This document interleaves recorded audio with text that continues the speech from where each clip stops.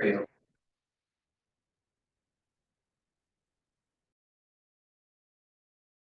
When Linda's ready, oh, somebody did. Did somebody push the button? I did. Oh, yeah.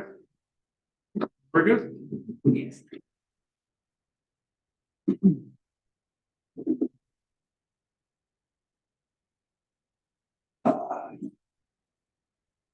You're on. I'm going to open up the April 19th, 2023 Select Board meeting at 6:02 p.m. Do we have amendments to the agenda this evening? Richard? An amendment to the agenda? Yes. Like to discuss raising our trash prices at the transfer station. Okay. We'll put that under Select Board review and action. That's all right. Oh, fine. Any other amendments? Hearing none, I'll have the approval of the minutes of April 5th, 2023. I'll have a motion to accept. I'll make a motion to accept minutes. April 5th, 2023. Have a second? I'll second. We have any further discussion? Any additions, omissions? Corrections? Hearing none, all those in favor? Aye. Opposed? So carried. Our first guest tonight is Sal from LCPC Planner. Going to talk to us about the municipal planning grant that we just received and the schoolhouse match. Yeah, so I can go ahead and start. So I know I've been here in the past and kind of talked about our schoolhouse project that we have built. And I believe the last time I was here, I mentioned our intent to apply for a municipal planning grant. So we submitted that grant back in December of last year and recently were awarded a grant of $18,067 to perform a site feasibility study, which will look at, for example, drainage site, plumbing, parking option, lighting, etc. And so one of the reasons why I'm here is to inform you of our plan to pursue that, but also ACCD and the MPG application does ask for a match. And the match that the work is being asked for is $2,006, or 2008, thank you. And then I'm happy to answer any questions that you may have regarding this project and why the match is important for furthering this opportunity that we have with the historic schoolhouse and creating a economic driver here within the village. This is for the external services to the building, correct? Yeah, so this will be looking at the site as a whole, while at the moment we are actually having an architectural study of the interior of the building. So the total grant is $20,075. Yes. And the state is awarding us $18,067. So we're required to have a match on this, I guess. Not usually, but I think with municipal planning grants, the match requirement has changed in recent years. They're traditionally, historically, they didn't require a match, but now they're requiring it. Yeah.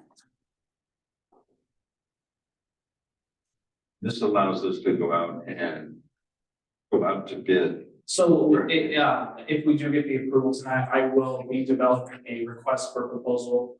I will put that on our bid registry, and the idea is to receive proposals and then choose a consultant to perform the work for us.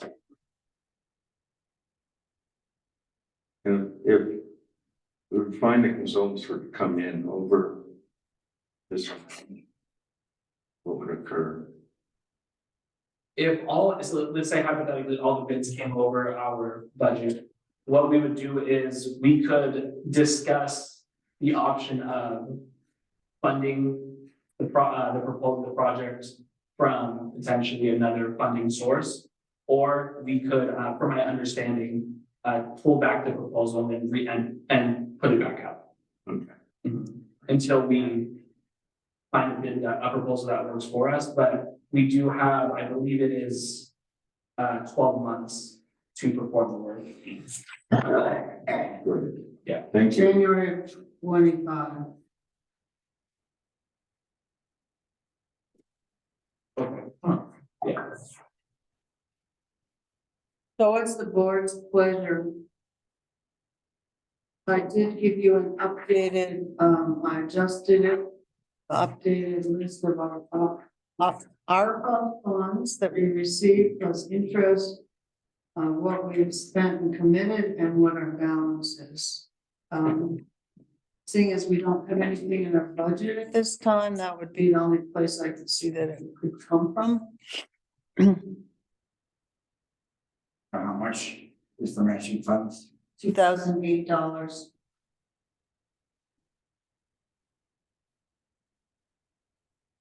And we'll receive 18, I think. 18,000. I'd say that we, Is that a motion? yes, it is a motion. We make a motion. We come up with our matching funds. Through our funds. I can second that. Okay, is there any further discussion on that? On this? Hearing none, all those in favor? Aye. Opposed? So carried. So I guess that, yes, we'll take, $2,008 out of our ARPA funds for the match. Thanks, Sal. Yeah. Thank you for writing the grant too. The engineer was here yesterday, And he did, Bob did it showing up. Wonderful. and he crawled underneath it and crawled in the attic. Still okay. Good to know. Building didn't cave in. Big building did that, yeah. Anything else for us? Sal? At the moment, I don't think I have anything else unless I'm forgetting something. Okay. I'm gonna move on then to Megan. LCPC planner, he's gonna talk to us about health, equity, and community design TA pilot program that she's working with the planning commission on. Right, and I brought some copies from the subordinate copies of the. I don't have a copy of. Thank you. Yeah. Copy of the TA pilot. Thank you. You have one that you put double documents? Thank you. Yeah, no, I have it. Oh, you. Yeah. Oh. And we emailed the electronic version as well for the select board members on Monday. Okay. Yeah, so like Linda said, so there is this it's a technical systems pilot program, and it's focusing on health equity and healthy community design. And so LCPC has been working with Planning Commission, Wolcott Planning Commission, to develop this application and really focus mostly on connectivity and accessibility of public green space in the village and around the village. And we also take into account, linking up to the Wolcott Elementary School and the town forest, as well as throughout the village. And we'll look at connectivity and accessibility too, so how accessible are these public places for everybody in the community. Might consider things like wayfinding, helping people locate different public places, as well as the technical assistance that would be provided to the town if the town of Wolcott was elected, be things such as placemaking. So I know there's some opportunities that we talked with the planning about in terms of like new riverfront access areas, you know, where there could be public river access, potentially, you know, some riverfront type parks in the village, along Route 15 and so forth. So, you know, some of it could be looking at like placemaking too, you know, what kind of visioning opportunities are there for other public river access, for example, as well as like I said, like connecting up to the elementary school and the town forest and how to make that accessible, you know, to not just everybody on foot, but you know, maybe or in a wheelchair or you know other means. We just want to look at accessibility as well as the overall connectivity between space and opportunities, you know, to continue to enhance green space in and around the village, and you know whether it's public, you know, river access, you know, or maybe it's looking at green space too, and how we can make that more accessible. So yeah, so this is a pilot program. This is the application we pulled together. So there are slots left in this PA pilot program, and the application would need to be submitted by the end of April. And so it's basically, this is like a request form that you have in front of you. So, you know, don't worry about the wonky formatting, you know, at the moment.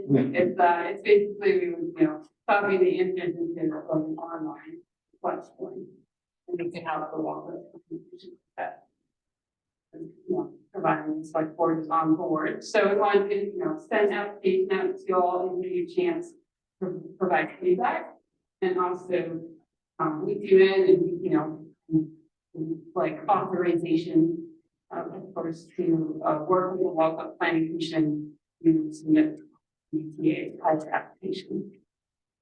Yeah, we'll be looking for tonight. But yeah, I'm here to answer any questions. I guess I should mention the time frame too. So if Town of Wolcott is selected as a community pilot, experts at the state level and other equity experts would basically be available, like free technical assistance available to the town to work on this project all the way up through next December. So that's kind of the timeline, you know, so it'd be like over the next 3 months. Who's funding this? So it's technical assistance program, so basically just means that the town selected, then we get free technical assistance. So it's From state employees? yeah, from state employees, other equity experts that they might be consulting with. You know, so this program itself is being sponsored by the Agency of Commerce and Community Development and the Health Department. Vermon. And this has been presented to the planning committee already, the Wolcott planning. We'll walk up planning. Right. Yes. And equity, so we're talking about green spaces, right? Yeah. And so that would be like developing a school street here, maybe for connecting the forest to the rail trail to the Yeah. town. Yep. And Yeah, looking at that kind of connectivity as well. But that's a great example, of the kind of thing we're looking at, you know, so look at, part of it, look at like the like aspect, you know, accessibility and then overall connectivity. It could include things like wayfinding that are get people to these sites in the first place. could this also include the recreation field that we just visited? Where there was some discussion when we're on the field trip about access to the river. You mean up in North Wolcott? Yeah. I mean, I don't see It could. why not, and, you know, and the focus is a little more down the village here, but I don't see why. When, you know, if we have the folks out anyways, Yeah, I was just curious. why we couldn't just head up to North Wolcott. Yeah, so I think it's, we try to keep the scope broad at this point. If the town is selected, the folks at the state might kind of like work with to refine it a little bit more. Sure. But it's okay to go into it with, broader. What does technical assistance actually mean? They'll come and work with us, but that, and give us advice? Yeah. And that's as far as it goes? Yeah, provide advice, whether it's like place making, maybe you're looking at certain river active areas and what potential there might be for the riverfront parks. Another thought I had is the walking audit that we did with Housing Memorial Valley was back in like 2017 or something. So maybe an updated walking audit, look at it, like that, next to the aspects in the village. Also up to elementary school, that might be useful. Do they present a report that we have? That's a good question. I'm not sure. Yeah, you'll give all examples at the end. Well, would that also be another report that, if we were able to do some of their ideas, right, would we have a report to work off of a few years down the line? Yeah. I'm sure that they must have some kind of product documentation, but I will say that, LCPP is willing to provide some supplemental support too. If kind of Wolcott was selected, such as like, mapping, help with overall visioning, for example. And if for some reason the DA program wasn't even provide a report, I think that's something we could help do. But I can ask and follow up with this. Okay, question. So what we're looking at this point is the Wolcott Planning Committee, has a positive view on this. I mean, I'm looking at, Yeah, we were very positive with it, and we worked with LCPC to develop it, and I think we're fully prepared to work with whoever we can work with on the organization that's helping us. so given that, what we're looking for tonight is approval to apply. Yes. There's no plans. There's no math you have to bring up, no. It's like free advice. And it will help, I think the idea is whatever free advice, you get would help the town prepare for future application, whether it's like a Better Places program application. Right. Help you kind of bridge that gap. Any questions? How's the board feel? I think, planning commission is positive and supportive of it. I would be as well, and there's certainly no downside in entering into an application. Right. With that, I'd be happy to make the motion to. I'll second that motion. Okay. We You have can know what I was doing. a first and a second to approve moving forward with the health equity and community design TA pilot program, which the planning commission will be applying for through LCPC. All those in favor? Aye. Opposed? Okay. Thank you, Megan. Yeah, thank you. Thank you for your time. Yeah. Can I ask just one question? Yeah, absolutely. Or will the select board get updates as you go along? We can definitely do that. Yeah, I can think of that. I imagine as part of the project and process, you become select board. Sure. Yeah. They won't be doing anything. They'll just be learning. Yeah, but it Yeah. would be nice to be. Oh, yes. Yeah, It'd be nice if we did a tour too, to be invited. yeah. Okay, we down to that too. Excellent. Are there any other questions? I don't think so. I'm just doing that a lot. Yeah, we definitely. We want to keep site forward. Part of the process. Absolutely. Thank you. Thank you. Yeah, thank you. We have Andrew Ross up for Lamoille 5 net. With a request this evening. So Curtis made a couple of copies. That's okay, what I did, and I apologize, I didn't recognize you in the language. Yeah, but, so Andrew is with the Lamoille Fiber. Fiber net. And I went ahead and made copies. I went so far as to make a full set in color and a full set in black and white by accident. You have it, you have it. It's better in color. Yeah, it is. In color. I hope. Yes. So should let's. Yeah, are you able to share? Could we also? Thank you. Thank you. Thank you for your time. How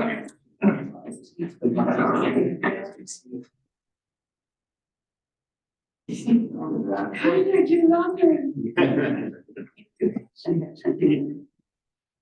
Yeah, okay. There it works. There we go.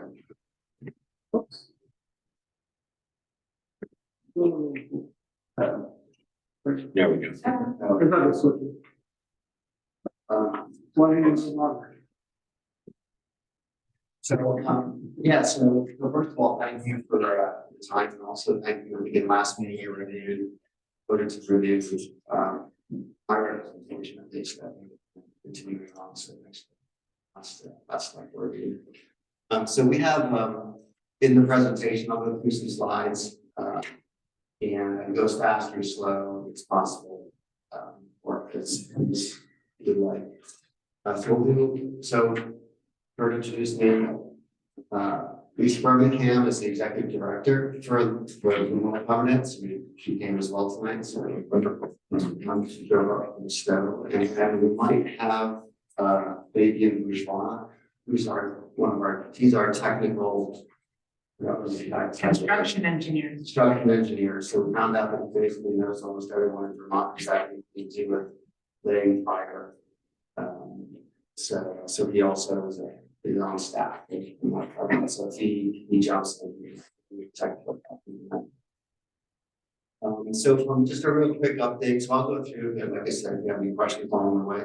At a real high level, where we are in the overall process is we're currently talking to what we call vendor A. So we've got the high level design, we have the whole surveys that are going forward, we put out an RFP. So the RFP is to both build and then essentially operate the fiber optic network for the Lamoille fiber net territory. And I have a slide that describes more of what it's about.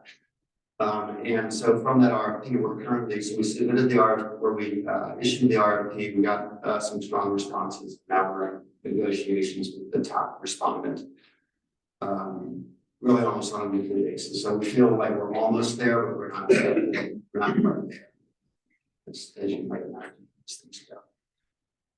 So that's just a quick update of sort of where we are in the process. And different CUDs are in different phases of their similar types of processes.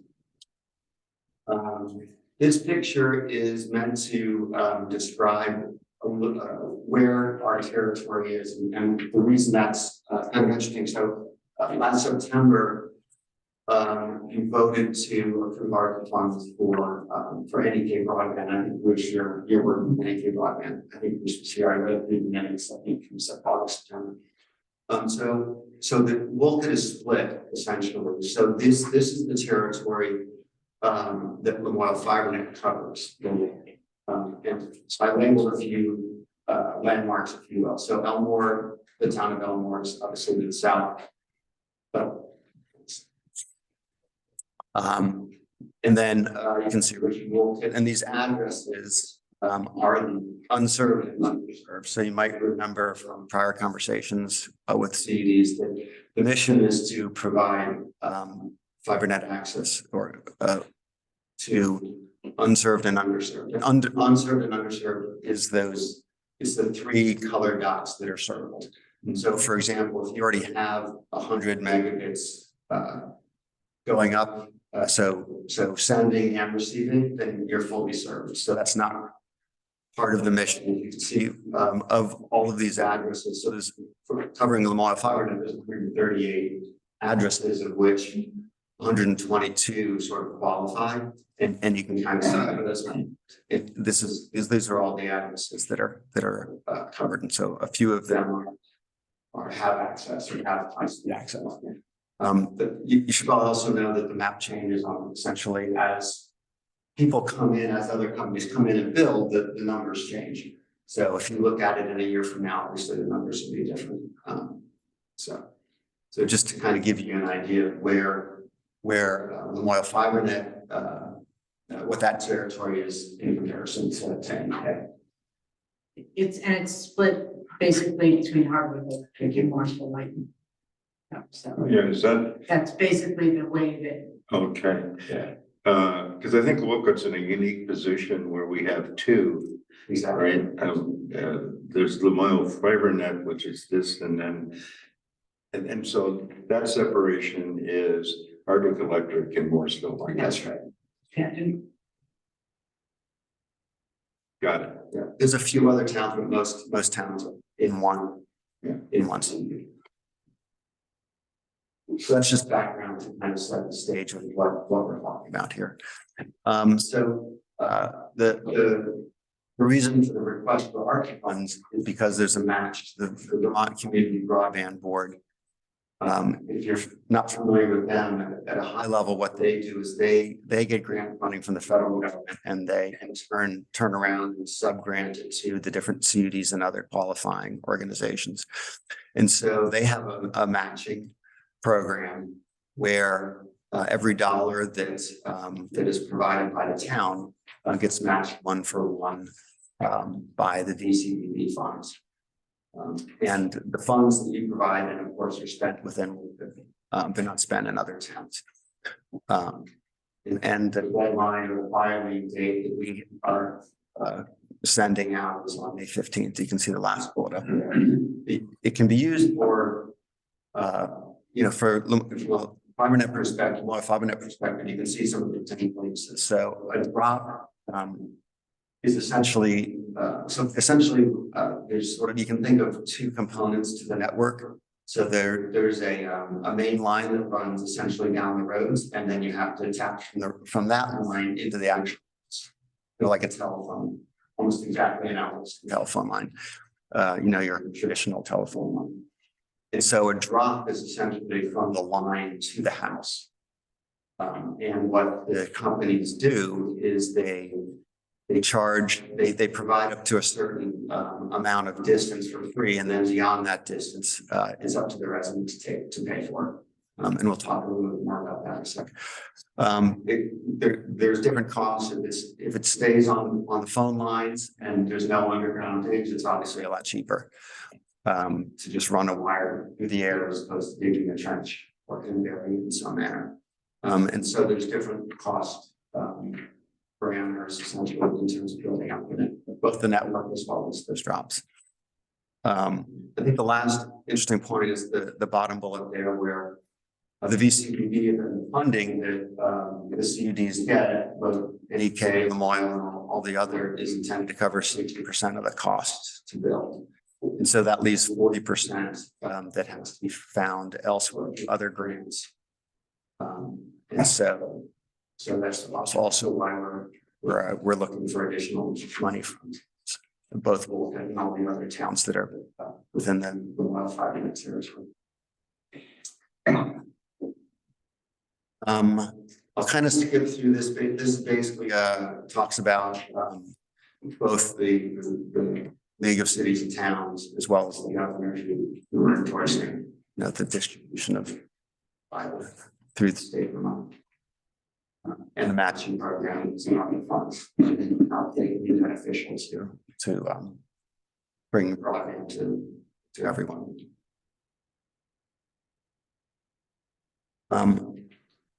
We wanted to give you just a quick look at what other towns have done. So this data is probably, I don't know, 2 years old at this point, but it's relatively recent. It's really small print, so I put a big arrow in the middle. So that just refers to where it was with NEK. So the box in the middle is NEK. NEK has the largest territory with the most rural population. So they frankly need the most money, I think, out of most of the CUDs. But you can see some of the other CUDs. So essentially the towns in each of the other CUDs are contributing in some way or another through their ARPA funds.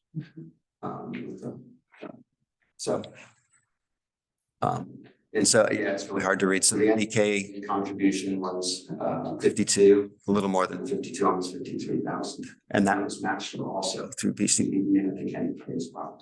Well, that's the match, I see. So Right. I think that the Wolcott ARPA allocated 15,000. 52. It was 52. 907, that's right. 52. Yeah. Yes. So 52 from Wolcott, and another 52 BCBB or the ARPA.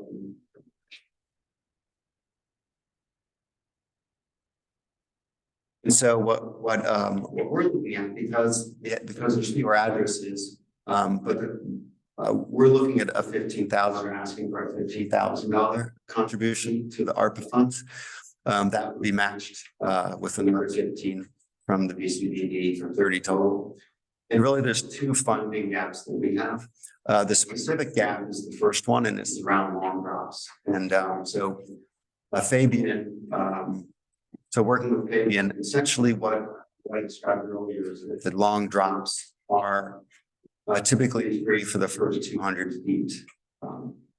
And if it's beyond 200 feet, where there's not an existing, capability, then it's up to the homeowner to pay that.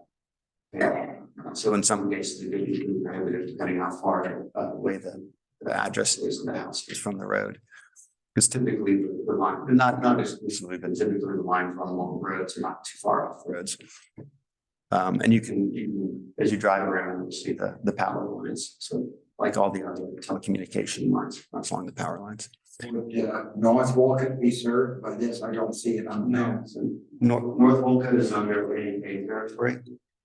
So the map that I showed earlier is the Memorial Fiber Net. So we're just talking about the 122 unserved and unrestricted addresses that are essentially along the border. Yeah. That's where the power. They divided it up by the electric companies. So Memorial Fiber Net is whoever gets power from Warstone is in their district. All the rest that get power from Hardwick were in the Northeast Kingdom district. Because it comes off the power lines. Is Elmore split also? Actually, there is a split in Elmore. And so closer to Hardwick, you'll get Northeast Kingdom will pick that up, as well as Are they the very southern, too? in the very southern part, there are about 10 addresses that are served by southern. So we try and collaborate with our fellow CVPs and partner with the electric companies. It's a lot more cost effective that way.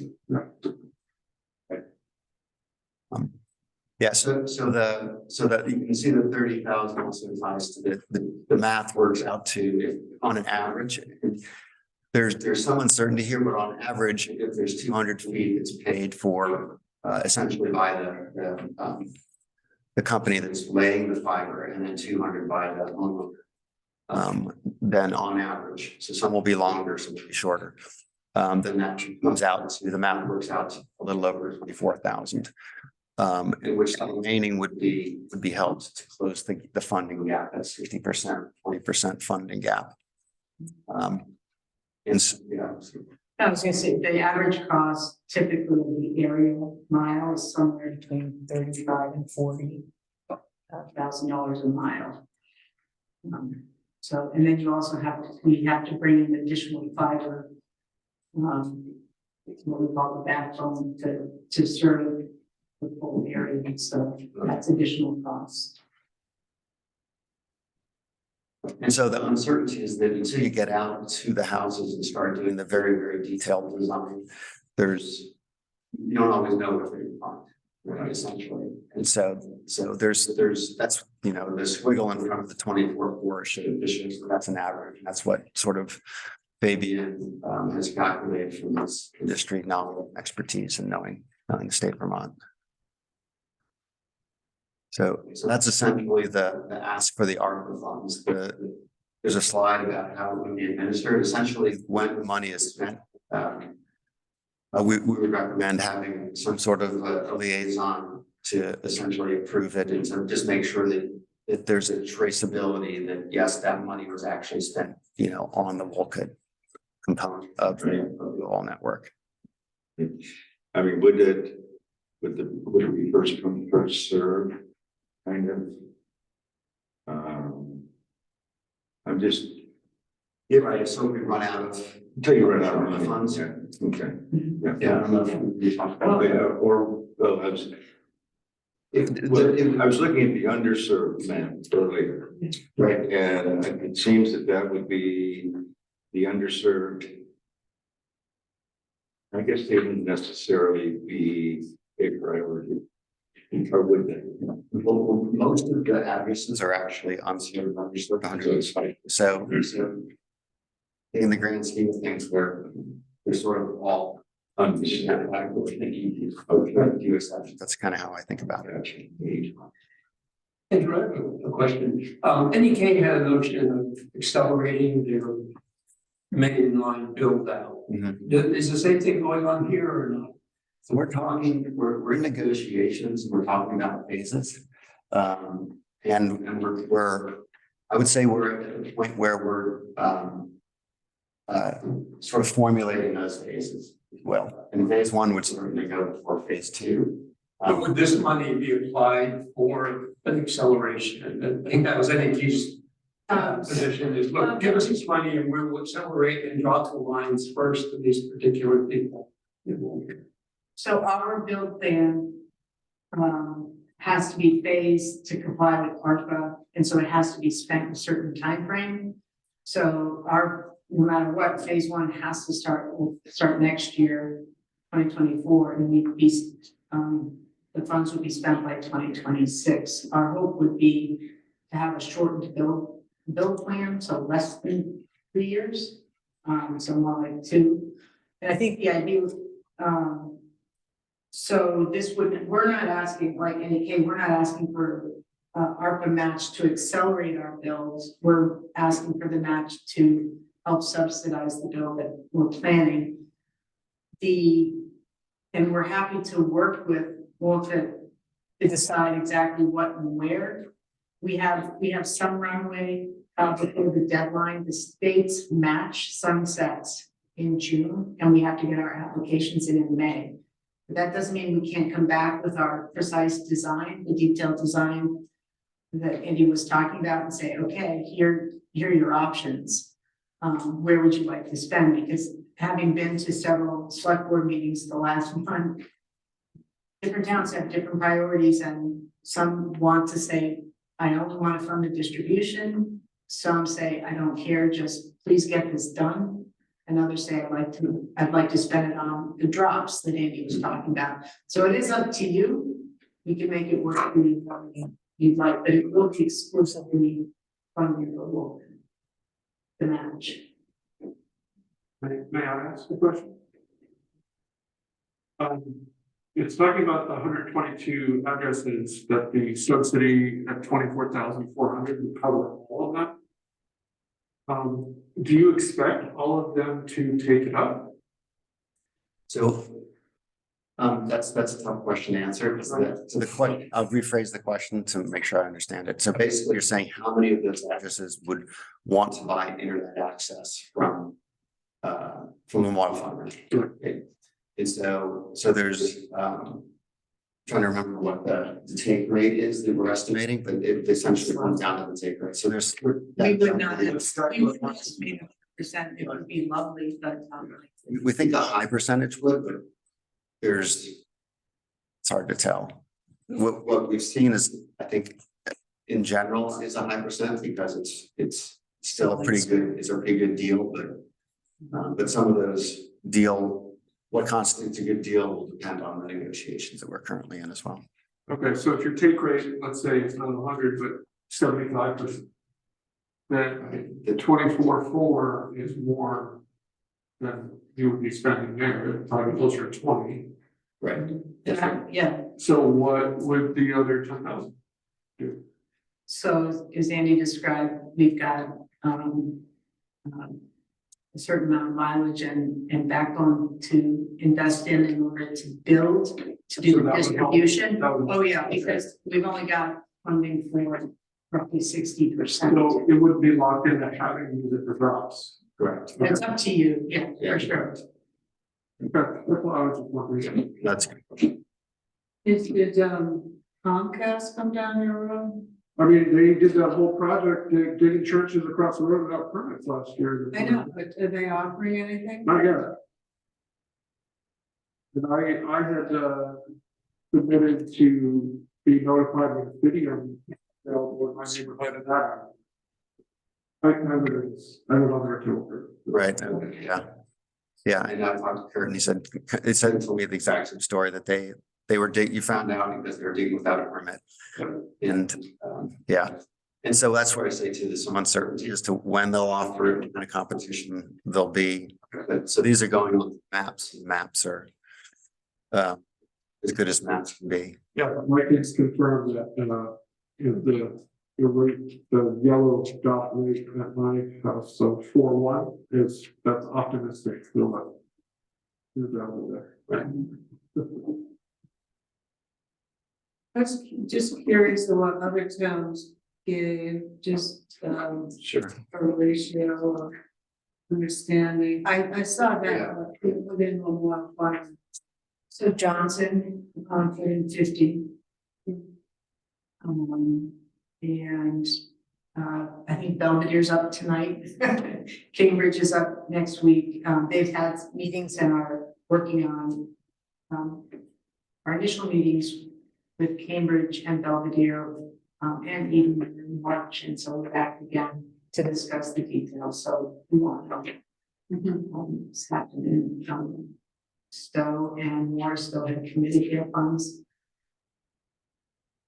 You or someone else? Oh, no, it's someone else. Yeah. Well, Morrisville can undo them, really. Yeah. They just put them in the sludge. Belvedere had a bunch of fiber run last fall, so is that from you guys? It's not active and it's unserved. So it's just fiber that could be taken up by anybody?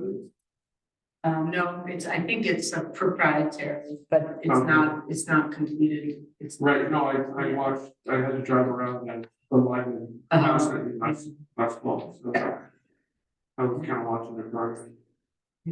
I have to say that there's been more activity in the Northeast Kingdom doing throughout Vermont because of the ARPA funds. I mean, this is really stimulating broadband deployment.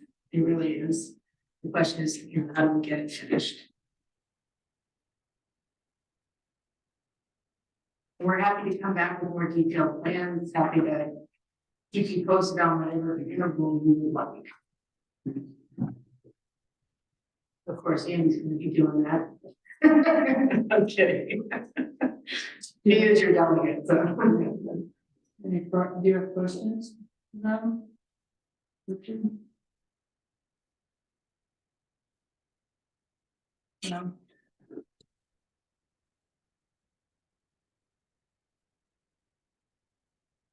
What's your pleasure? They're requesting $50,000.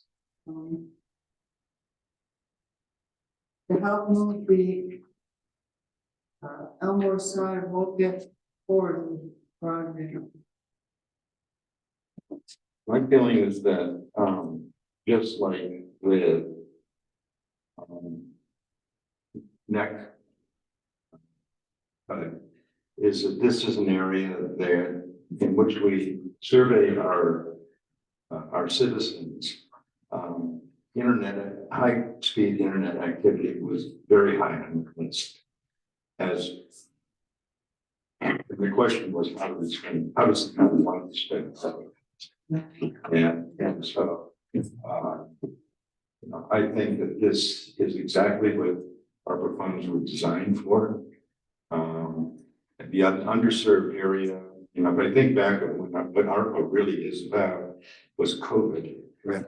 And it was the inability to communicate, it was the inability to have face-to-face communications. And so, it really heightened the need, and it really demonstrated the severe need for better connectivity. So students that had to work from home, couldn't go to school, made a big difference. We suffered here in town.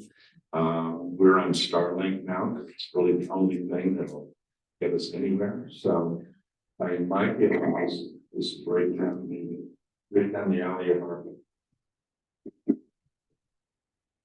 And I'm glad to see that it's still matching funds available. Yeah. Double your money. Well, we're happy to take more. Put money on the table, whatever you. Thank you. That's great. But I have one more question for the board. So you've allocated money to Town Hill Road. And this potential in the Elmore Edge. I'm just wondering, thinking about the overall money available from the town. Just want to think about like the other parts of town that aren't set up yet. Well, the money has to be used by a certain day, is our. Right.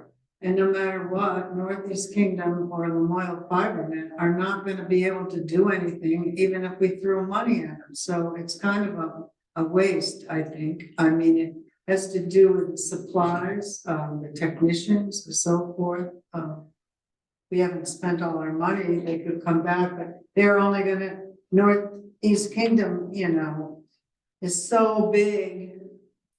No matter what we give them, we're at the end of the line in their plan. If I could just add to that, Linda, that what they're proposing from NDK is putting 2 fiber lines, one uptown, one on East Hill, or Right. not down, Yeah. to those areas. And that puts us in a really good shape for having, big wide pipes to at least those areas.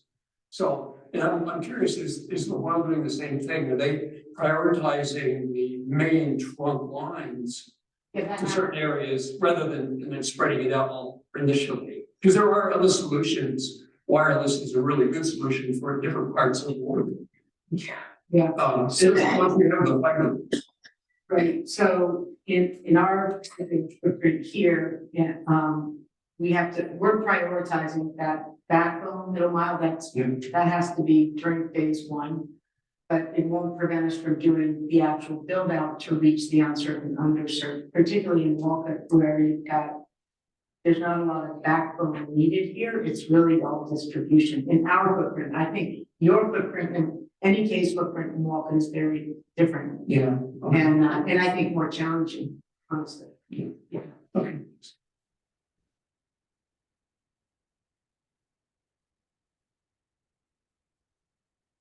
Well, I'll second the motion. Any more questions? All those in favor? Aye. Opposed? So carried. Thank you. Couple of things. We, when we allocate ARPA funds, these become committed funds. So, the way I understand it with ARPA is, even if you haven't spent the money, as long as you committed it, that's important. And I think part of that is receiving an invoice for the money. And I don't think we've gotten it yet, Bruce. Am I right? No. I'm filling up the ARPA reporting right now. No, what I'm asking is. No, we haven't gotten an invoice. Right. And we haven't paid. But For Medicaid, we don't have an invoice yet. No. no, we don't. No. Yeah, and the part of, I'll send, you tell me who to work with, I'll send the letter that, there's a model letter that for the matching grant. And then the state won't release the funds until they've seen your invoice. So we'll have to get, we will get that kind of. We'll invoice each other. Yeah, he said yes. Yeah. That's, yeah. Yeah, Okay. and if you, may I ask if, so I can send you a letter that says, use it to fund, your project and the Memorial's project in Wolcott, unless you want to restrict it. We'll follow up with you on what, because I noticed that in the K, I thought it was specific addresses, specific routes. But it was up to you. Yeah, when they presented, they didn't say anything other than they gave us how many houses and how far on certain roads, but they basically. Yeah. Done the same thing. Right. Okay, perfect. Because our project's a lot smaller, so it might just be easy saying the match is going with this project. Sure. North Wolcott's SOL. Yeah. No. You gotta, it's more like you're consolidated to actually fix something and update.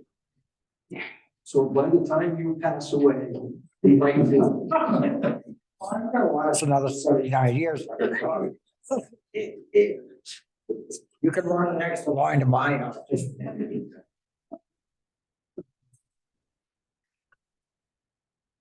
No, there's also,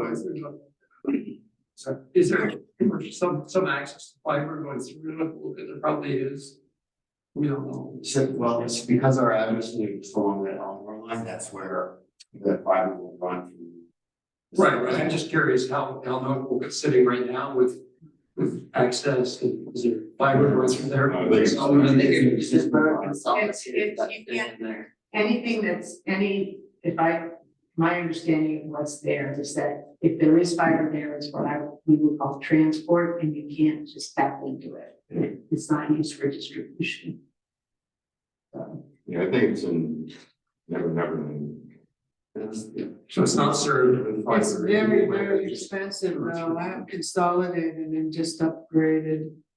It's ridiculous, the price. I'm sorry I did it, but But we get fiber, you got, yeah. I don't think I have fiber. No, it's DSL. It's just a little bit better DSL. Do you know what speeds you're getting? 40 days. Okay. oh, all right, so That's that's, nice. Really good. But the box is right 2 houses from me now. Exactly. So they probably have fiber running up to the box, wouldn't you think? well, I've heard of, I actually talked to someone who called me today about service, and they had, they doubled up. The consolidated 2 twisted pair. Right. Is that what you did? Yeah. The wires were 2 because they had a horrible time with some stuff. That's what it is. It's 2. Yeah. It's a Yeah. commercial, it's commercial, not Yeah. residential. It's high speed DSL, yes. And consolidated can't double up anymore, as I understand it, at least last year, because their box down at the bottom of town is completely out of control. Nobody knows what's on what.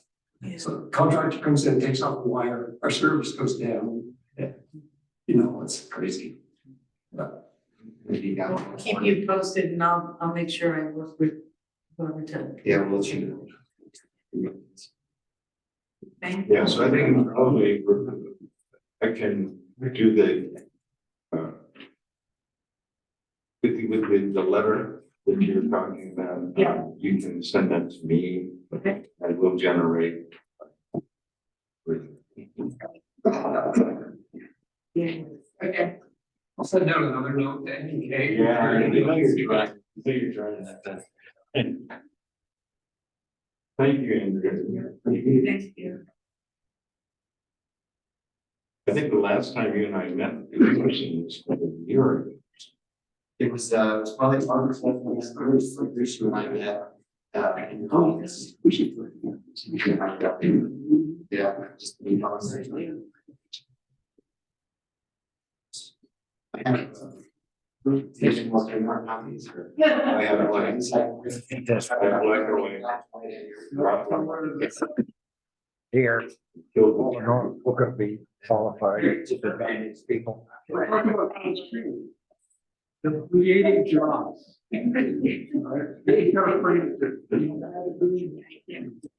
It's nice. Thanks very much. Driving economic activity. Steve, Can't tap into it either. hey, Steve has the floor now. Our land, I had two, it's basically the same last year. I'm gonna be doing, we keep changing on it. Number one was we had, elementary school as number one child. And the sheriff did too. So I have, I'm sorry, the elementary school is what? but that was at our first child. Oh, Not, so I had changed that. okay. And also one of the, I see you was on as clerk. Yeah. Not, so I had to change that. I had technical difficulties, I couldn't print it out. So what I'm gonna do is print it out, I've dropped it here to have it signed off. And I have a meeting at the end of this month with Alex Jones, we have a quarterly meeting. And I will give it to him. So other than that, everything is the same that it was last year. So Steve is talking about the local emergency management plan for 2023. I reviewed. When you actually caught the mistake.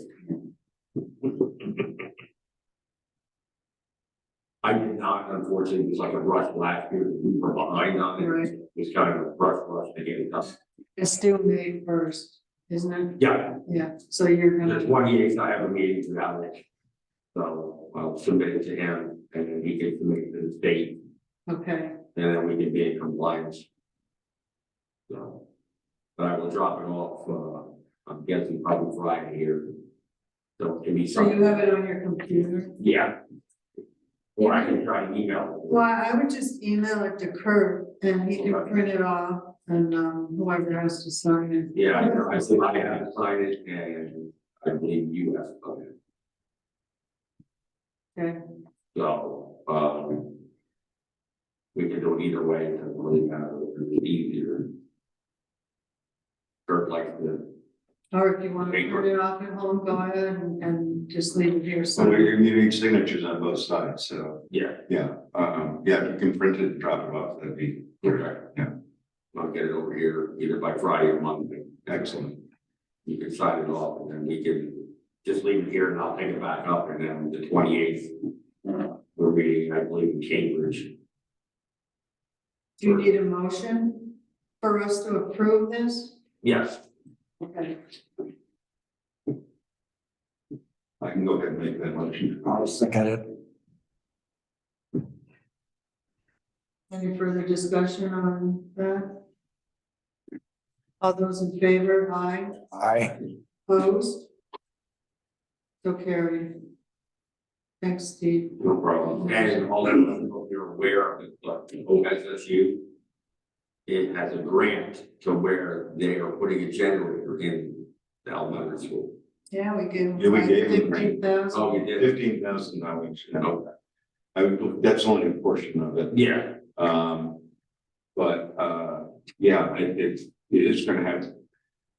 Give the school a generator, which is much better emergency shelter. well, mine is, it doesn't have a shower. Don't have a what? It needs a shower to be, So, but there's actually plumbing in there for showers back. To where need be, we can have one put in there and that can be our primary. Because I know we don't have a lot of room in here. We don't have a big enough kitchen. Exactly, so, you know, that would be an ideal, and we're in the flood, so. Or it'd be a day, even a day thing too. But the few times we've opened it up, no one comes. If there's a big one, Yeah, a really big one, yeah, No global warming, you never know what's gonna happen. Yeah, unfortunately, like, I was worried about all those windstorms that we had and. You know, we got lucked out on that. Yeah, so. But weather's gonna start getting, it's weird, weird weather. like 4 of the week and now we're at. I think in the near future, we should look into possibly maybe getting a focus on having a shower in the school. But we don't have yeah, jurisdiction. jurisdiction in the school. But, But who would I need to I'll contact? ask you, I would have to contact OSSU. Yeah, because they're the ones that are getting the generator and all of the other things that they run, so. So that could be funded also. Right? But they would have to fund funding, you would have to fund funding. Okay, so it wouldn't be on our dime or anything No. else, it would be. Yeah, all right. I'll reach out to them. you know, all the rules and the key and all that, they would control all that. Okay. So we would just, you know, next year, if they get a generator, we can add that on to the plan. So it still have to be effective. All I know is this is Red Cross approved Yeah, for, emergency. yeah, just for, I think, 60 to 70 occupants, which isn't very long. But I know in the past, there has been a lot of, you know, power outages in the winter time, when people come to warm temperature. Hmm. So, but now summer's coming. Cooling showers. So, No air conditioning here. you know. So, yeah, I'll look into that and see what they say about that, and we'll go from there. Thank you. Great, yeah, thank you. No worries. We're gonna move on to comments from the community. Anybody online tonight? None was. Nothing for me. She said Jim. Yeah. I just need to use it. Okay, that's fine. So correspondence, the only thing I see in here is a driveway permit. For Joanna Gibbons on Baldwin Brook Road across from her dad's house. And a summer fall camp.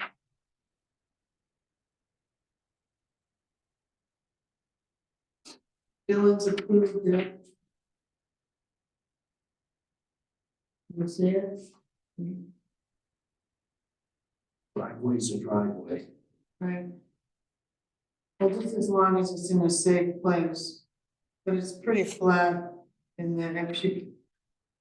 Pretty straight and flat in that area. Mhm.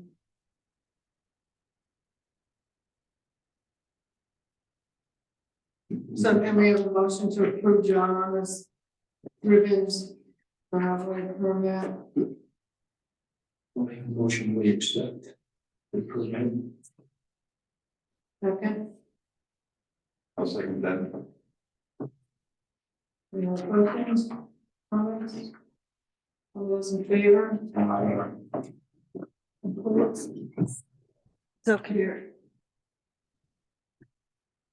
Project managers report. Okay, Okay, so. A couple things, one is which I did not get on the report, just an update that. Lamoille kennels where, animal control officers have been sending dogs. It's been verified that Jeff Foss is retiring.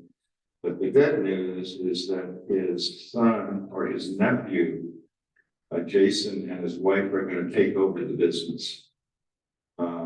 They're asking for a little information like who's our dog officer, what is our fee policy when a dog is found and dropped off at the kennels?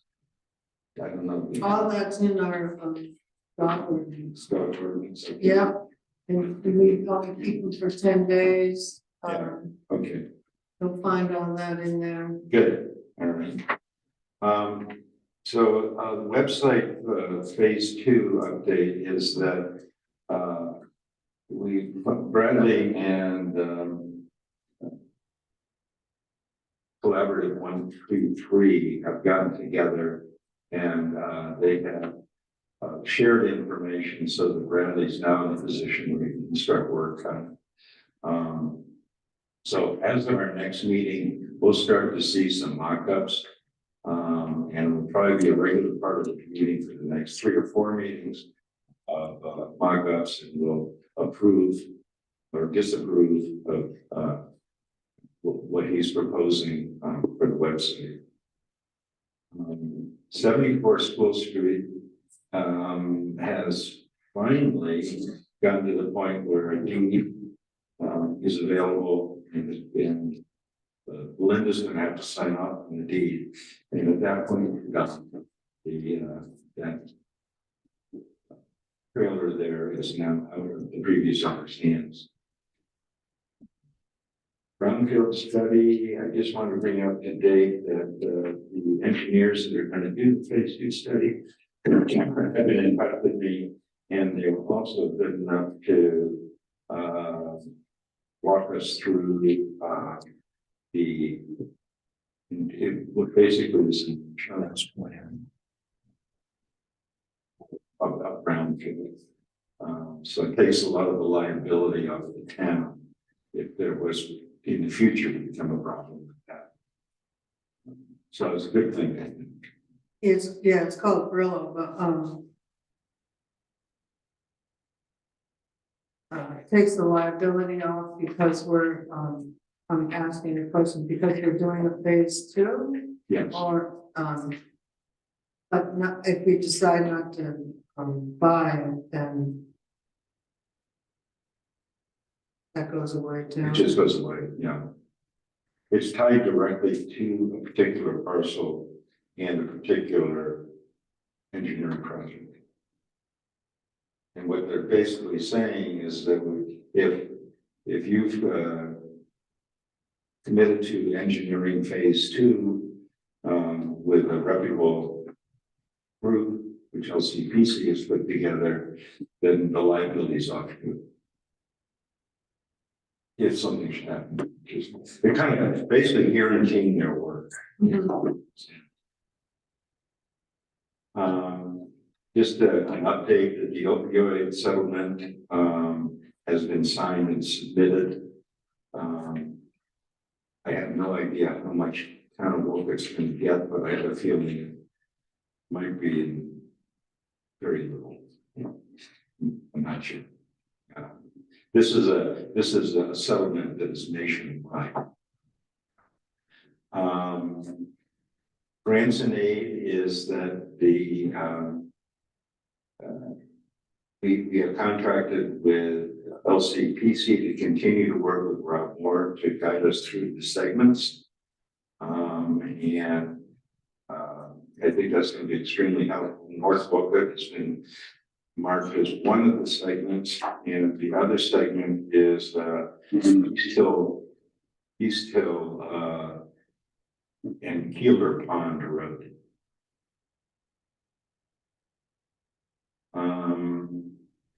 Parking lot lease, I don't know if we reviewed this before, but we looked at this chunk of land over here that the state will make available to us via a lease for no charge. to support access to the rail trail. And I think after looking at it, and Rob Moore also walked with us over there, it doesn't look like a suitable area to put a parking lot in. It's too wet. So we walked over to the ball field parking area, and that is clearly a much better location, and it's already pretty much flat. So I think we can actually do the work, most of the work ourselves, and have that be a parking area for snowmobile trippers.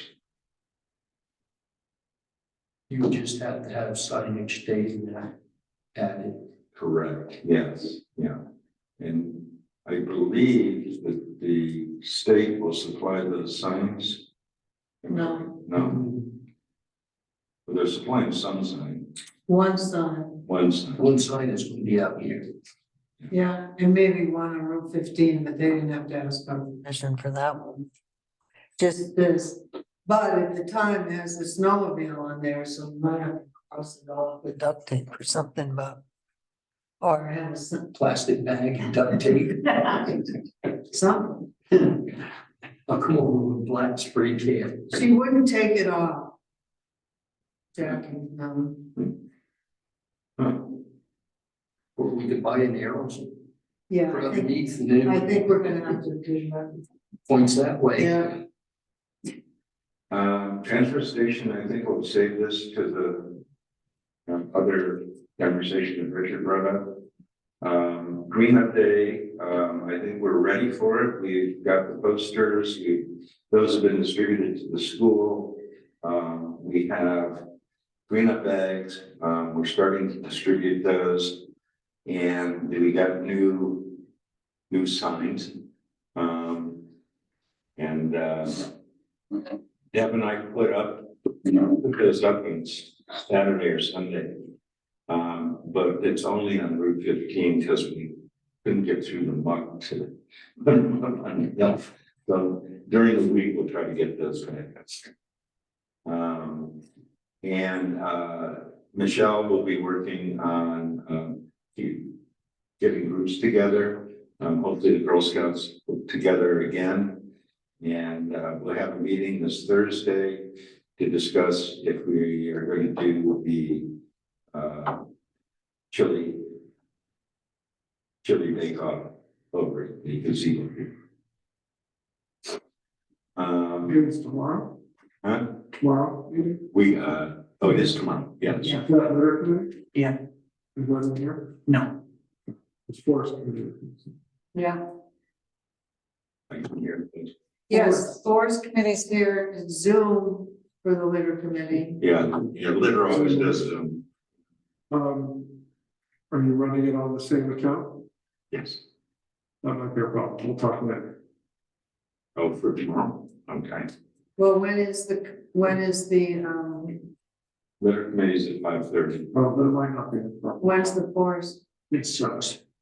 No, it's not 7, it's they moved it early, yeah. They're short meeting.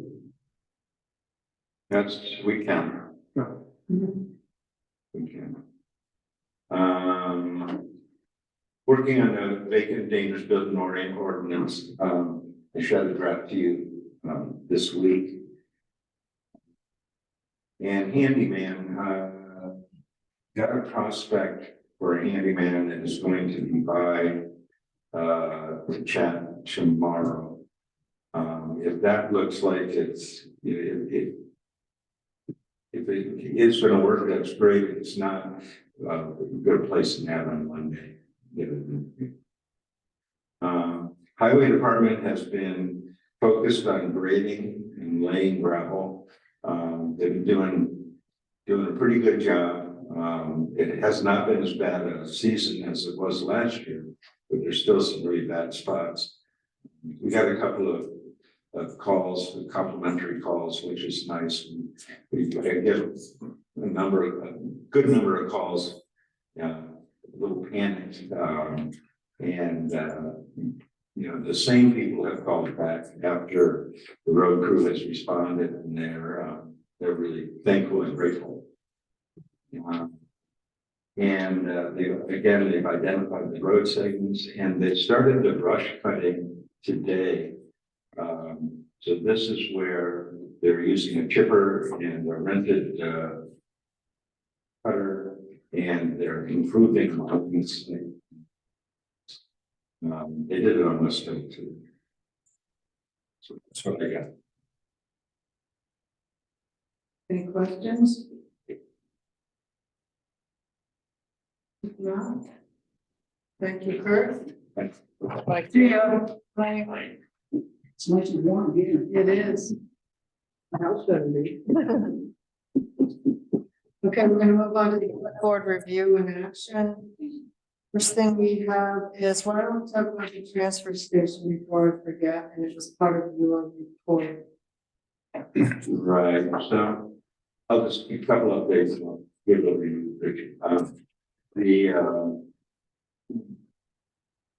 Which you may know, discontinued the cardboard roll-off. It hasn't caused problems. It's created a little bit of curiosity as to why we did it.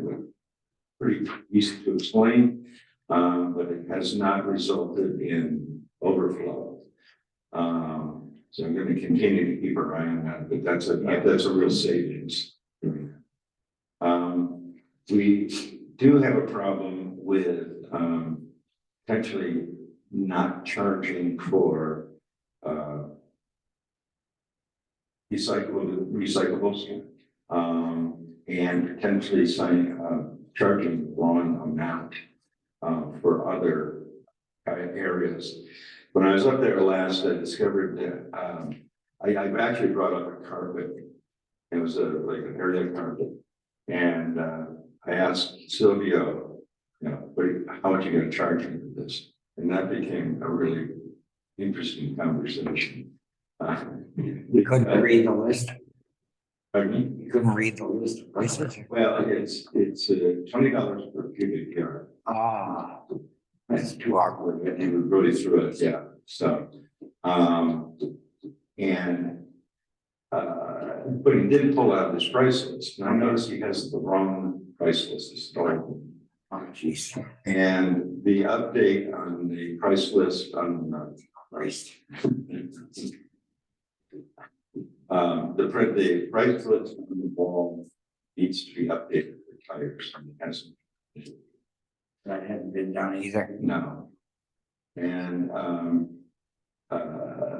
then there is some repairs that need to happen up there. As you know, the gate has been crashed, but given our financial position in the transfer station, it still, as Linda says, it still works. It does. You know, that's my attitude. Yeah. Looks like it's been shot at and hit twice, at that and missed twice, but it shows that we're not wasting money. It works. It's not pretty, but it works. And the last thing is that the tire corral door. And so it was overly constructed, so it's so empty that you just couldn't in. So we're going to take it off. I'm going to take it up to Tom, and Tom's going to do a rework on it. So we'll haul it up with my truck this weekend. And then here's your thought about raising prices. We have to. We absolutely have to. I was at All Metal Recycling several days ago. You're charging 3, 5, and 7 bag size. They're charging 4, 6, and 8. And I think if we raise to that level, it's going to make a great difference in receipts. And I don't think it's going to sour the customers. They're grumbling a little, but it's very competitive. And their recycling prices. I forgot what the bin price was. If you've got about a 15-gallon kitchen bag full of recycling, it's $1.50. I don't know if we really need to raise that yet, but I'd say the trash prices we definitely gotta raise. And strongly encourage our attendant to charge for recycling. That's there's another discovery. I think when Melinda and Deb were working on Easter Sunday. Some, users were surprised that they were being charged for recycling. It could be that they may not have been frequent customers. No, I think they were frequent. Okay, then if they're frequent, then. We got the memo I sent him now. I talked to him personally, one compost bin at a time. Yes. But they were both being helpful. I know when I went Saturday morning. And I said I had 3 garbage and 3 recyclable. It's right there. Yeah, I think what we noticed is Belinda would go up to the vehicle and say, what do you have? Yeah. And then they would say, I've got bags, blah, blah. And then they wouldn't volunteer Oh, that they they won't. had, no. And so then Belinda would follow up, do you have recycling? Well, yes. Well, you're gonna pay for it. It's like the rest of us. I think he's gonna have to be very strongly encouraged to go out and look at what they're bringing. And for God's sakes, charge accordingly, because that's critical. What are our prices for the bags? What's that? What are our prices for the bags? Right, 33, 5 and stuff, 3 for a kitchen bag, 5 for a 30-gallon. And contracted bag was 7. Well, I've been using it up there a lot lately, and I've been getting charged $8 For what? for the 30 gallon. $8? No. That's why I said, yeah. Yeah, they're charging me $8 for a 30 gallon, 1 30-gallon bag $8. for So it's costing me like $80 every 2 weeks. no, that's not gonna happen anymore. So I don't know if he's a little confused on. I don't care what he's confused on, he's got his prices right there, and he's, how many years he been with us? 3, 4. Well, I'm glad to know it wasn't $8. Well, he's been charged $8 for a 30-gallon bags of garbage. What the? Nobody Yeah, that's charges what I that. pay $8 a bag. That's why I had to double check to make sure, See, my containers are up, one's 25 and I got 230. I don't mind paying a little more for the 25 because it's almost 30. I don't care. But when I put a 30-gallon bag of recyclable there and tell him $2, he's looking at me like, Jesus. He wants me to only pay $1. I said, no, it's 2. It's a 30-gallon bag. Oh, you carry around little kitchen bags. You just can't take it. How big of a bag is that? 30 gallons. 30 gallons. I didn't, $8 down high. Yeah, sure. Yeah, well. Feel free the next time you go up there to take umbrage with that. But we're getting ready to raise the price, but they're still not gonna be that high. That's all about recycling charges 4, 6, and 8, and that's what I'm encouraging us to do. Because we have to, it's not. No, I get that. Yeah, it's not. I'm not paying on it, so go back a bit. It's the transportation and fuel costs that you're hammering everybody. And if an operation that's running 6 days a week is charging those prices and they run a tight ship, we're gonna have to do the same. Agree. Oh, isn't that interesting? So, I would like to make a motion that at least interim that we now raise our trash bag prices from to 4, 6, and 8, $4 for a 15-gallon. $6 for a 30-gallon. And $8 for the 45-gallon. So basically it's a $1 increase. Yeah, it's. Recycle. As It's gonna stay where it is, yeah. Great. Was that? Wait a minute. Oh, no. This is gonna be addressed. Oh. Let's start making one, but we'll figure out from now. We have a second on that? Outside. But the thing I noticed with Silvio is he isn't telling people cardboard now goes into the recycling bin. I had 5 or 6 people while I was there unloading because I had scrap metal and so forth and so on. Well, how come it's gone? I said, because we can't pay $300 to get rid of it and only get $10. Oh, why? Geez, people, I usually always told people is, hey, we're trying not to be a burden to the taxpayer. That means you can't be in the red. And it's only by necessity that we're raising prices. I have no problem looking at my guy. Well, it just makes sense. We don't have that much cardboard now that COVID, so. Thank God. So I think, We have a first and a second. Any further discussion? We have a motion to raise our garbage bags, $4 kitchen, $6 for 30-gallon, and $8 for 45. All those in favor? Opposed? So carried. So, do we have an effective date for this? So we can, First Put it out there. Saturday in May. what I said exactly, I think it was May 6th. Cleanup day. cleanup day. Yeah, Yeah. okay. I'll give us time to finish something. Put on the website.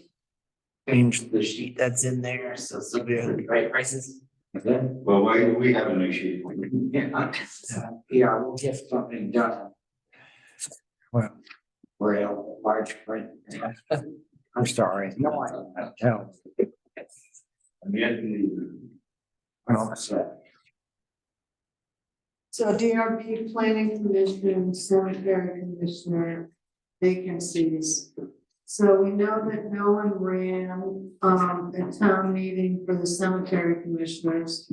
The law says we need to post it for 10 days, which it has been done, and it's been on our website. The only interest I received was from Bradley Horseman, who was interested in both positions, but then he emailed me, I didn't print it off, sorry. That when I told him what the responsibilities for the DRB planning was, that it might be a little bit more than he could commit to, he would be interested in the cemetery commissioner's position. he would go for the cemetery. Mhm. Let him know. Let him know. So can we have a motion to appoint Bradley Horseman to cemetery? Motion to appoint Bradley Horseman to the cemetery. I will second. Any further discussion? Not all in favor, Aye. opposed, so carried. It'll be good. It'll be good. The zoning administrator received an email that went out to the DRB and planning commission members from Chad Roy. I will no longer be able to continue my service position on the Development Review Board and Planning Commission. This will be effective today, April 6th. I've enjoyed my time volunteering for the town of Wolcott and working with other board members over the last several years. At this point in time, I need to dedicate my full bandwidth to career and family commitments. Thank you for your understanding and service to our town. So that position was also posted for 10 days and on the website. The deadline for people who showed an interest was yesterday. And I received 2 emails. I received one from Deb Klein. I'm responding to the posted vacancy on the Planning Commission Development Review Board. I wish to be considered. I feel my background and expertise makes me well suited to serve in these capacities. Before moving to Wolcott in 2015, I was licensed to practice law in Idaho and Illinois as a prosecuting attorney. I routinely interpreted relevant laws, policies, and procedures in addition to representing the government in the courtroom. I also taught law classes on the college level, ensuring students understood the complexities of constitutional law and criminal law. Since 2017, I've served on the Board of Listers. In this role, I've become familiar with the roads and residences that make up our community. This work has allowed me to engage in direct conversation with Wolcott citizens. I've taken a lead role in the development of the Wolcott Town Garden and Depot Park. It's very rewarding to work with us in town with an eye to the future. Thank you for your consideration. And then I received one yesterday from Michael Parody. He lives on Sand Hill. I think he's John Parody's son. I was just cruising through the Wolcott website today and noticed there's a vacancy on the DRB Planning Commission. If it hasn't been filled, I'd love to learn more about it. I know it's a last minute, but I'd love to find a way to get involved, and I think I may be able to offer some insight as well. As I've never been involved in local government before, I'm not sure what the procedure is, so I guess I'll just say this. If there is still a vacancy, I'd love to put my hat in the ring. Let me know what you all may need from me. Thanks.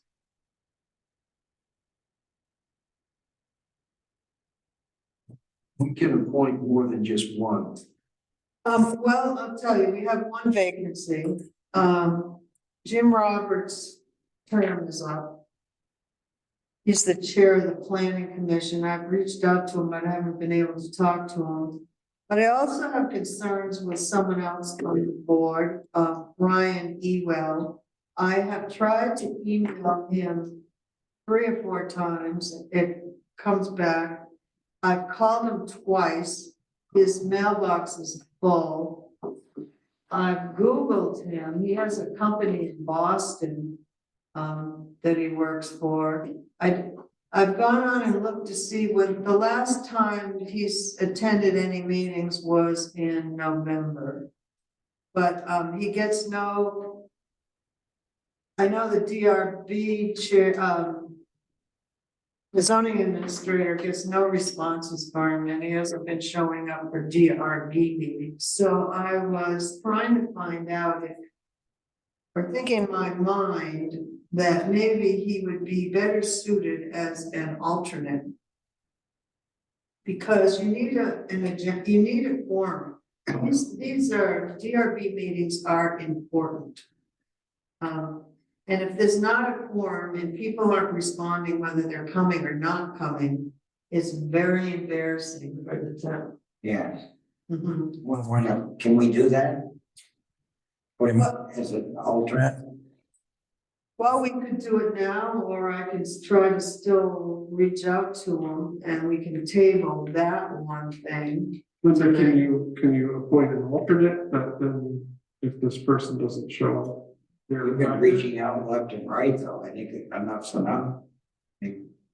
Oh, I see what you mean. Appoint Michael Parody as the alternate. Or appoint somebody as the alternate. But the problem is that, we could do that, but the problem is he's not responding, so we don't know whether he's showing up or. Well, at least if you have the parody or whatever his name is, put in as an alternate, at least you would have somewhat of a forum. But since you said there was a deadline, Oh, to apply. yeah, Was yesterday. They both applied. okay, because I wasn't aware of it, so. Well, I posted it as on the website, and twice, it was 2 places on the website. Yeah, I had no, I didn't have any reason to, because I wasn't looking for it, But the thing is, the more we have, the better I think, in my opinion, the more you'd have a forum. So if someone wants to apply as an alternate, I don't see a problem. yeah, since I'm going anyway, Going where? to DRB Oh. meetings. I mean, to me, two alternates is better than none, and then you have a no-show, basically. And Well, you someone better does- send me a quick email to make it fair.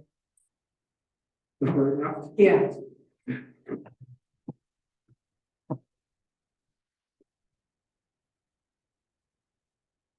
I'm just thinking, we used to have at least 6 to 8 people, now we're lucky we got 3. Yeah, But I'm not sure if there's a law with state statute. I would have to check on that, how many people can be on it. If there isn't, then we can make them regular. Yeah. Do But I you do, think we could you think we could just table the alternate and Ryan till next meeting, because there's no rush. And I hate to be making all these assumptions and stuff without the facts. Well, just, I'd like to make a motion to appoint Deb to Chad's position, because it is vacant.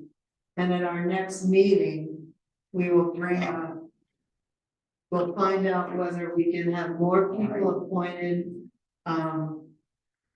whether Ryan is still interested and so forth. And it might be nice to reach out to Michael and find out if he's willing to learn, you know, all the zoning regulations and stuff, if that's something he wants to do. Because he sent it late last night and I've not been able to get back to him. Would that be all right? oh, fine. Okay. So I'll make a motion to appoint Deb. Yeah, cool. Oh, you.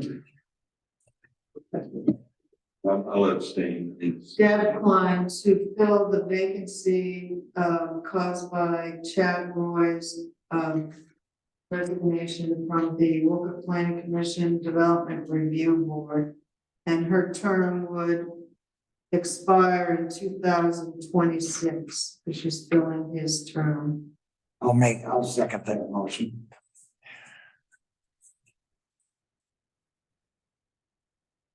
All those in favor? Aye. All those opposed? Abstain. Abstained?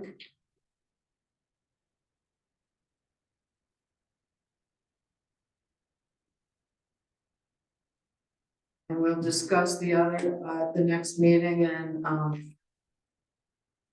go on and send me an email.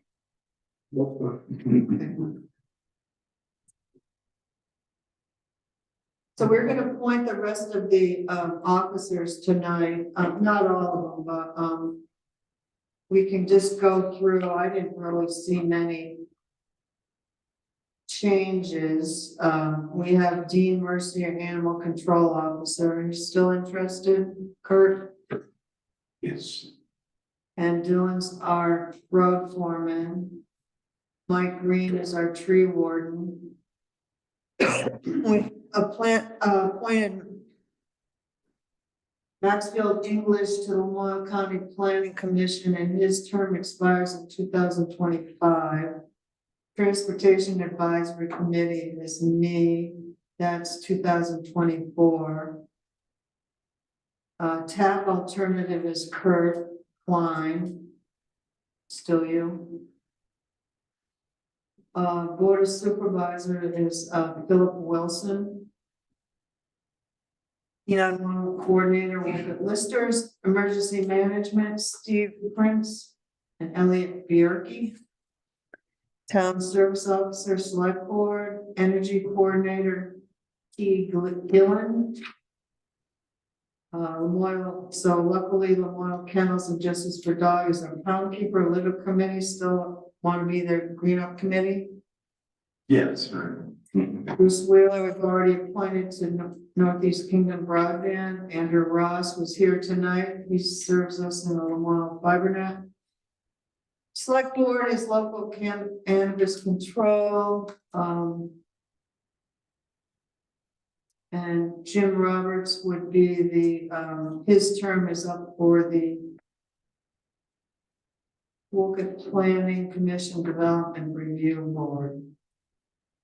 And we can take up the offices appointed by the recommended by the select board, appointed by the state, in a couple of weeks, as those terms don't come up until, I don't think, until the end of June. Right? Yeah. Oh, and zoning administrator, that term expires in 2024.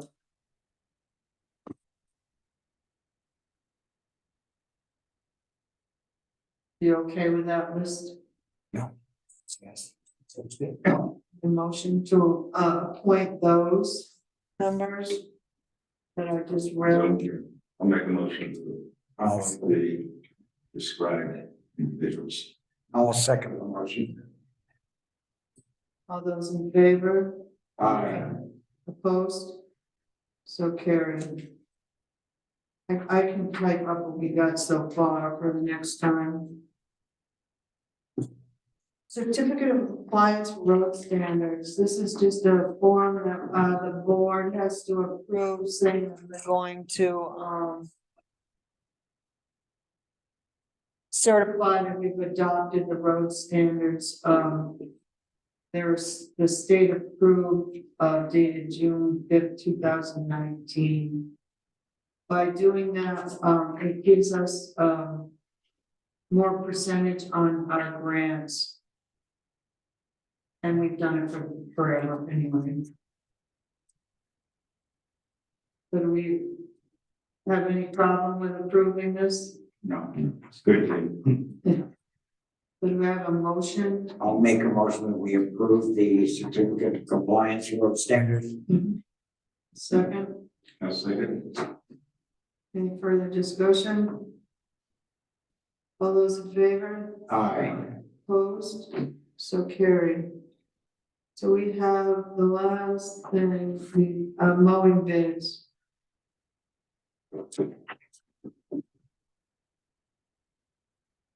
So when was the deadline now? When's this? 15th. Are we accepting this? Okay. March 20th?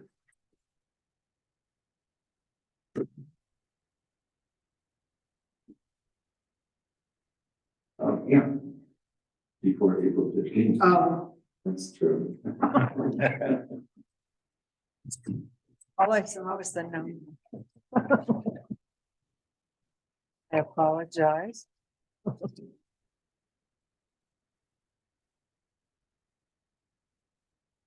So we have received one from Isaac Spalding Property Management LLC. Mowing bid, $3,600 per year. And this was for 3 years. Yeah. Our spring fall cleanup is $30 per hour. And brush hogging, is $700 per year, which includes both the dump and the North Wolcott Road recreation field.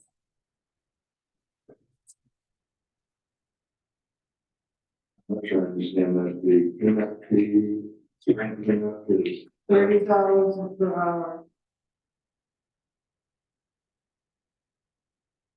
There's no way it didn't include it. Because it's like a one-time thing where they're just gonna come and rake and stuff, they're not, I don't even know. All right, this one is from HC Property Management LLC, West Hill Road.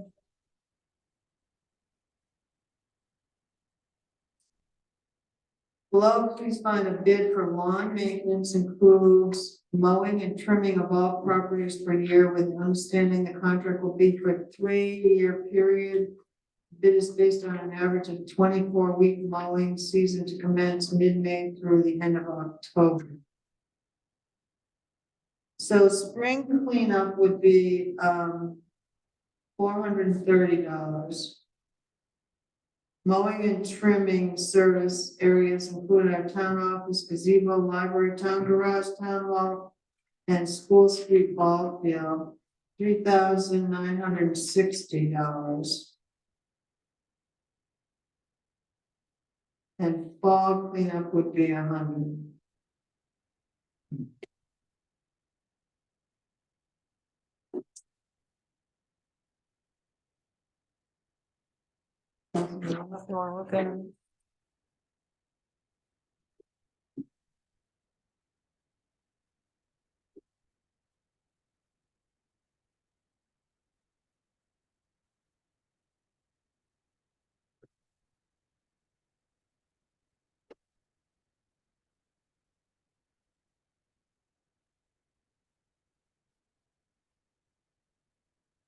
Does anyone know Isaac Spalding? Do we have any references? Does he do other Yeah, places? he does more, so he does, Morrisville. um, Oh, he does Belvedere Town. And Belvedere, Morrisville. And was that it for Deb? I mean, you met him as well. I think those were he had a third town, I'm sorry, I can't remember which one.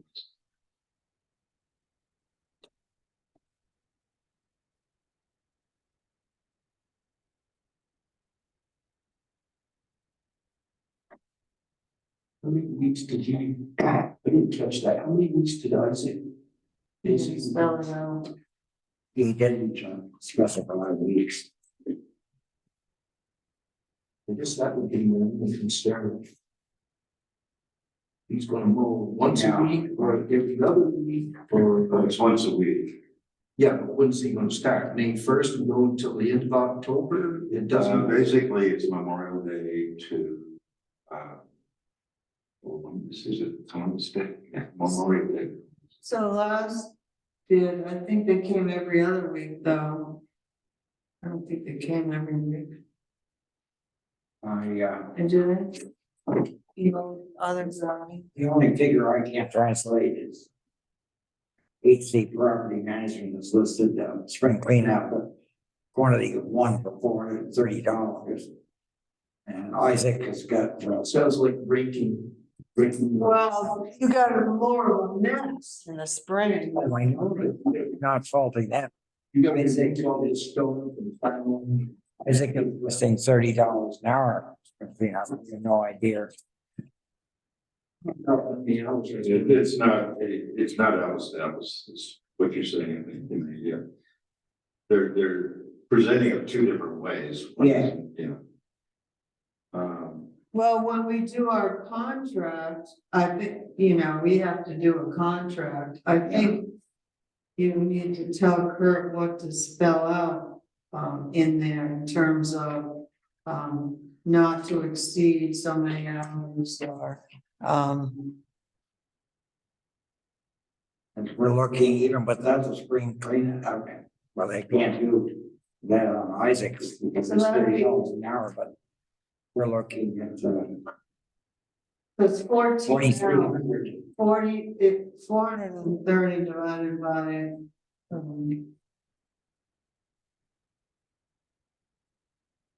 30 is 14 hours.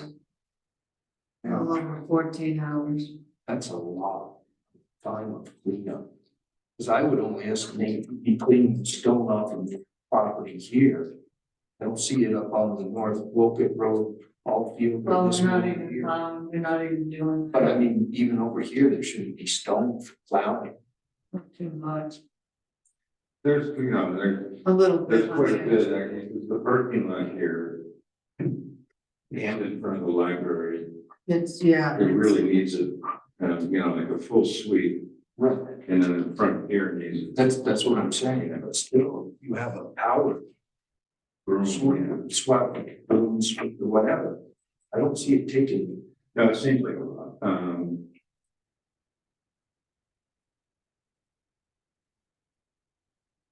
I mean, you know, if there's, I don't know if he owns one or not, but still, I'm Oh, yeah, saying, they both do. I mean, that was something I asked them when we interviewed. I don't see it being more than 15 hours, I don't see it. Yeah. Either one is hiding that price in the cleanup. This is the classic problem. Did you catch the punchline, or a punchline, at the bottom of this for HD? Thank you for your consideration, Todd Harris and Quinn Hart. Yes, I have.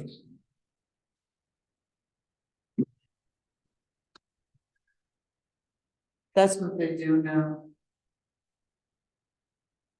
I would like to go with this Isaac, but my problem is the cleanup is a little high. About $30 an hour. Right, $30 an hour, and I don't see them. Well, we can build it into the contract. We can That's say what I'm saying. that he can't exceed 8 hours or 10 hours or some whatever we decide should be built into the contract. And the mowing time, because he doesn't spell it out, Right. then it'll start here and end there. And And if he doesn't like it, he won't sign the contract and we'll back to square one. Yes, I think, yeah, I've got some credibility issues with one of the bidders, so. We'll make a motion. I'll make a motion that. Should I put in pending? No, I make a motion that we select Isaac Spalding for the offer the contract for this year, or for the next 3 years. You have a second? I'll second. We have any further discussion or questions? I think we need to set down this board, like you stated, how many hours of cleanup Yeah, and everything to. So why don't you work it out with Kirk and he'll be working on the contract, Contract, we will invite. but we need to get it going. Right, get the contract made out. we'll get them on the points. Yeah. Okay, all those in favor of hiring Isaac Spalding, or awarding Isaac Spalding the mowing bid for the next 3 years for mowing, trimming and cleanup. Aye. Opposed. So carried. And it is the, to be on the record, it is the lower bid.